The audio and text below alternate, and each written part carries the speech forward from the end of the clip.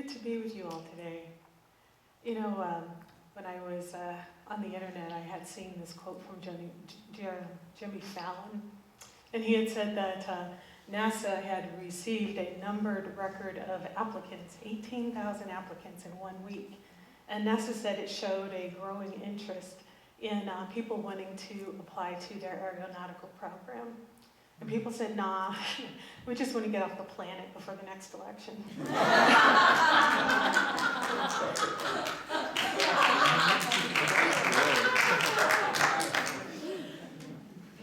And what we're going to be talking about today is creating an expectancy of good in today's political climate. And the purpose of our talk today is to inspire ourselves to take on ourselves in the world in a way that's powerful, in a way where we really know who we are, and give up our resignation that we can make a difference, and give up any barriers or limitations. You know, we know that God is good, that God is all, that God is infinite, that God is all-powerful. We know this. But so often when we're faced with the conversations that are going on in our political climate, we are faced with a number of responses. Sometimes I know my response has been, as a science of mind practitioner, that I don't want to include any negative energy in my space. So I have taken on the ostrich effect. I'm not looking at it, I don't want to know too much, right? So there's the whole, I don't want to be infected by the negativity. There's the other approach where, we get all into it. There have been elections where I've gotten all into it and I've done get out the vote efforts and, I've knocked on doors and I've, gotten really involved in the process. And then there's the approach where we just need to know just enough to be able to make the decision and be done with it and hope for the best, right? And so there's all of these different ways of approaching these conversations that are going on. A lot of times when we start talking about the political issues altogether, our initial response is just to be like, I don't know if I don't want to deal with that. There are a number of responses, as I mentioned. I've done all three of those responses, but lately I found myself turning to the alternative approach of becoming completely immersed in everything that's going on. And having this morbid conversation about who said what, when, and what happened now. And, kind of watching TV from the kind of morbid fascination one would have when you pass a train wreck and you're kind of looking to see if you see any bodies in there. That's kind of been... The thing is that this particular election has brought up a lot of personal issues for me. I'm one of the most diverse people I know. And I'm half Native American. I'm a member of the Hickory Apache tribe, the Hickory Apache Nation. I'm also, according to Ancestry.com DNA, I'm a third black, I'm Asian, I'm white as well. So I'm like this whole, diversity thing going on. In addition, Annette is my wife. I'm married to a woman. I've been a single parent. I've dealt with every issue they're talking about today. I've been on every end of the tax spectrum, from the good to the bad. I've dealt with abortion issues in my life. I've dealt with, everything they're talking about. I have some stake in it. I've dealt with racial discrimination, sexual discrimination, height discrimination. I mean, you name it. I have a story that I have suffered that particular thing, right? And everything that's being talked about matters. So then the question is that, and I also think about what I care about. I care about what happens in the environment. I care about what happens with other people. I care about people that are displaced and homeless. I want to see children be safe across not just in my hometown, but in my country and in other countries. It matters to me how we treat the creatures in the sea and how we treat the creatures on this planet. All of those things matter to me. And so it's kind of funny because we see these things in our world and we realize that we can't just happy thought them away. We can't just say, oh, well, we're just going to think a good thought and hope that it all works out. What do we do, though, when we see a world where there's a haze of obstacles and confusion? As New Thought practitioners, this is not the time to be silent. I'm reminded of the story of from the Bible of Queen Esther and Mordecai. You know, she won this beauty pageant, which made her the queen, and the king, due to a kind of angry policy advisor, was going to kill all the Jewish people in the kingdom. And she goes to her uncle, "What do I do?" She hadn't told the king that she was Jewish. And he says, "Well, who's to say that you weren't brought to the kingdom for such a time as this?" And I think that and she went on to save people, and the policy advisor that gave that terrible advice got hanged. The thing is that who are we as spiritual practitioners in this political climate, in the world as it is now? We have a message. We have a thought. We have a new thought, ancient wisdom. And who's to say that we were not brought into this time in history, into this political climate, into this situation for such a time as this? This isn't the time for us to be an ostrich, to put our head in the sand and hope that it will pass. This is the time to actually take on who we are from a spiritual conversation. Not necessarily, we talk about treat and lose our feet. Each of us has the power to make a powerful change in the world. But sometimes I think we can look at our lives and say, well, I haven't paid off all my credit card bills, and I'm having trouble with, I've been trying to lose that same 10 pounds for the last 30 years. And we look at these things in our lives and use them as evidence that we aren't as powerful as we really are. But our belief in our own powerlessness is an absolute lie. And we know that. We know that as science of mind practitioners, people who are in this thought, we know that we have this infinite source within us, and that what we believe and what we declare actually occurs in any situation, whether it's huge, whether it seems insurmountable, or if it's something as small as tying our shoe. How it goes is up to us, and we have an absolute say in that. So if we have a relationship to our own problems that has us believe that we are powerless, then what we do is, sometimes people think, well, you take care of home first and then you go out into the world. And I'm suggesting that we do both things at the same time, that we take on our lives and we take on the world at the same time, that we don't differentiate between those two. Because in the mind of God, there is no big and no little. There is no powerlessness and powerful. There is only God. And there is only God expressing as us.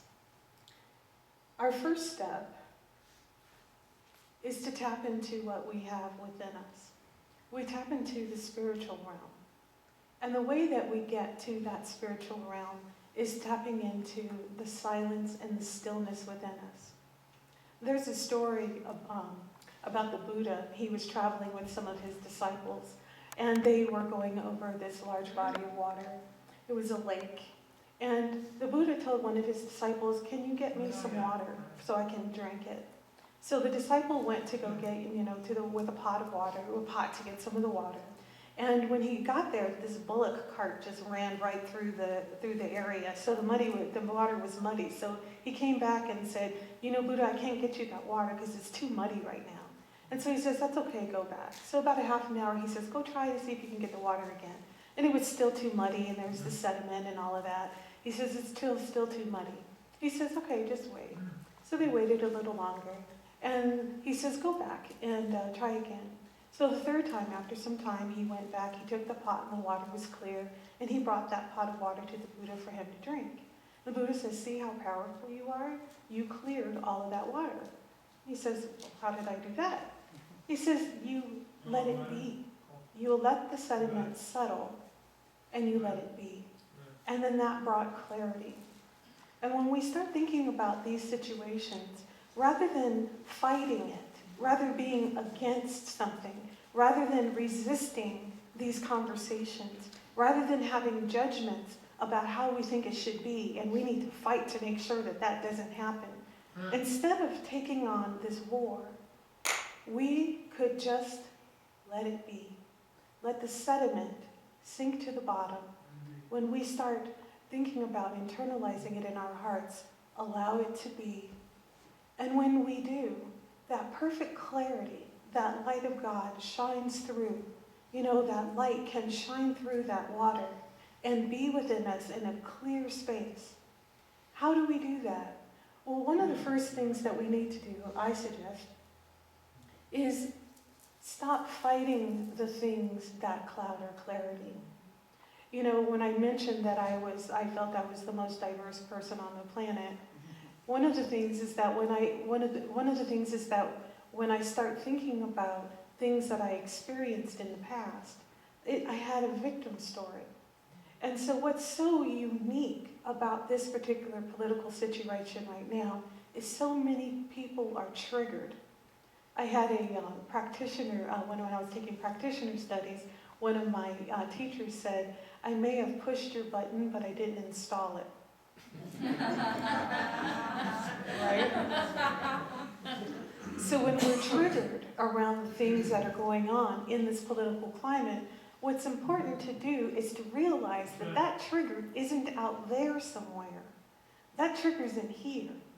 And whenever we are triggered, it's the courtesy of the rattlesnake to rattle to let you know it's there. Because once we know that we are triggered about that, it isn't about fighting that person on the outside. It's not about fighting that situation on the outside. It's about getting the clarity in here. It's about letting the sediment settle. It's about taking on, moving from a victim consciousness where something happened to me and I couldn't do anything about it. Moving from a manifestor consciousness where I have to change things myself, I have to push this through. And being more and more a vehicle for the divine to flow through us, to flow through and as us, until we realize that this isn't something that we do, that this conversation isn't a doing conversation, it's a being conversation. It's a conversation about being that light of clarity that flows from us, through us, as us. That is the ultimate place. So whenever we turn on that news and one candidate said something and the other one is lying, and what's the most important way we can listen to that? Is listen to what's going on in here. What are my reactions to this? Because here's the thing. We are not fighting the sediment. When we fight the sediment in our minds, what do? We kick it up some more, right? The more we fight that thing, the less clarity we have. We've been, when we have that clarity, we are more able to understand the concept of God's grace.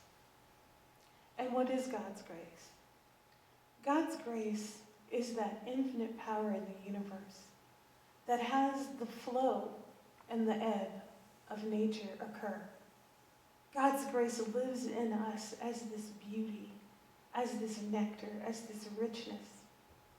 It is God's grace that has us get up in the morning. It is God's grace that puts meat on our table. It is God's grace that has us convert food into energy. It is God's grace that is all. It is the moving force in the universe, and it lives in us. Ernest Tone, the founder of religious science, says there's a power in the universe for good, and we can use it. And Ken Gordon has said that we are also shifting that to know that there is a power for good in the universe, and it can use me. We are the embodiment in the most miraculous ways, in the most individual of ways, of that grace manifesting on the planet. We are that infinite grace. So when we start having that clarity show up in our lives, it shows up as that infinite grace.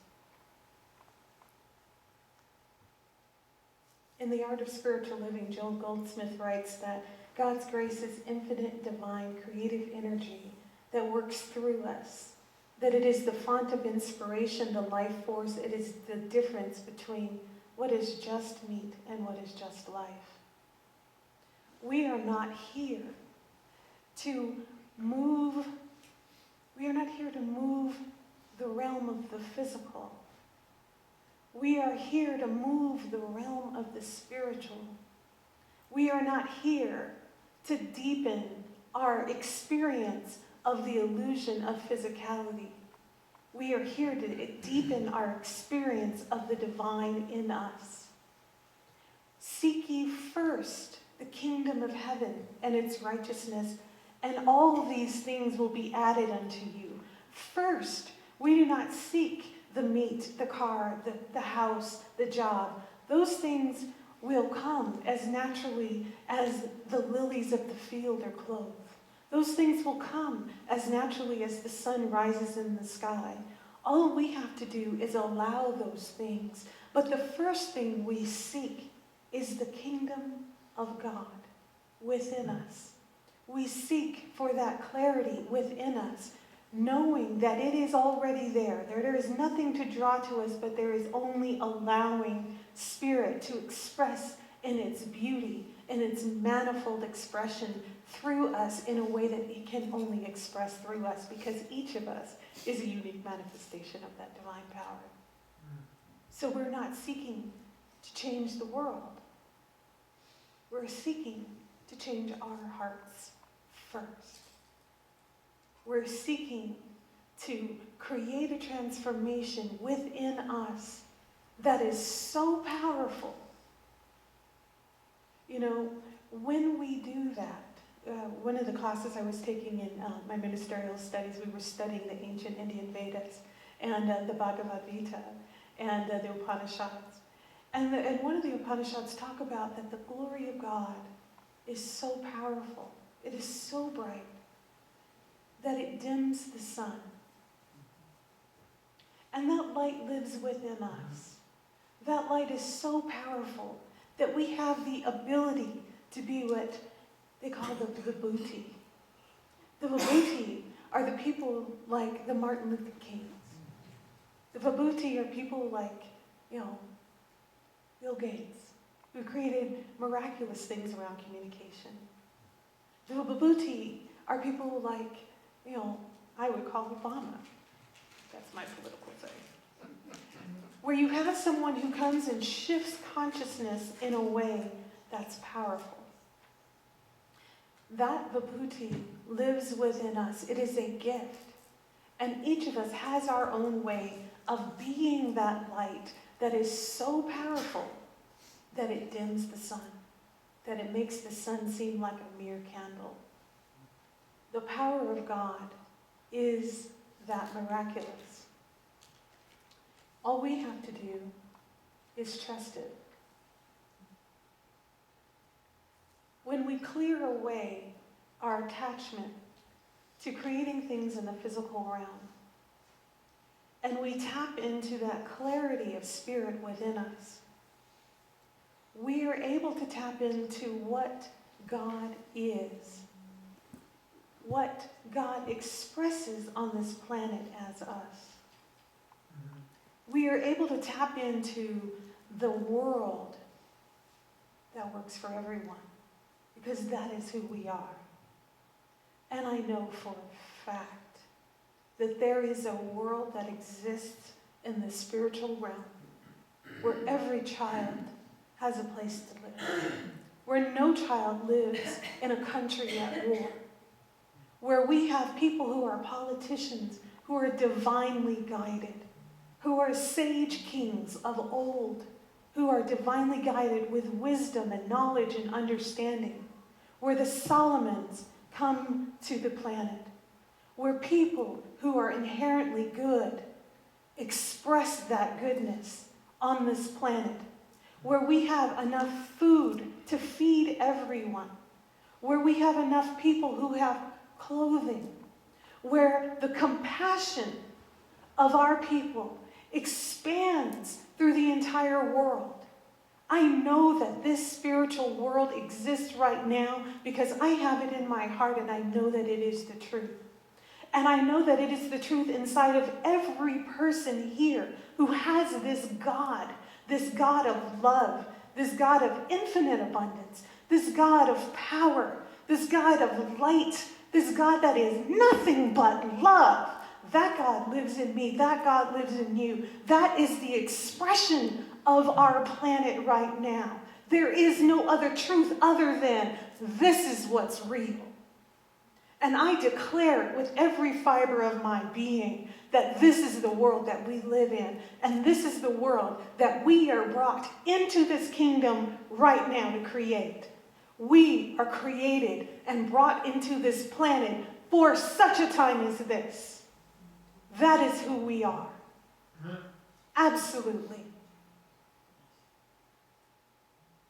And all we do is allow. And once we have that clarity, it's a being. But does that mean that you don't do? Now, I said it was a being conversation, not a doing conversation. But we also have a famous saying around here. It's called treat and move your feet. Right? If you start with the doing, before you have clarity, you are roughing up the sediment. If you have clarity, and you are the embodiment of God on this planet, it is as if Christ consciousness, Jesus himself, walked in this room and said, there will be light, and there will be light.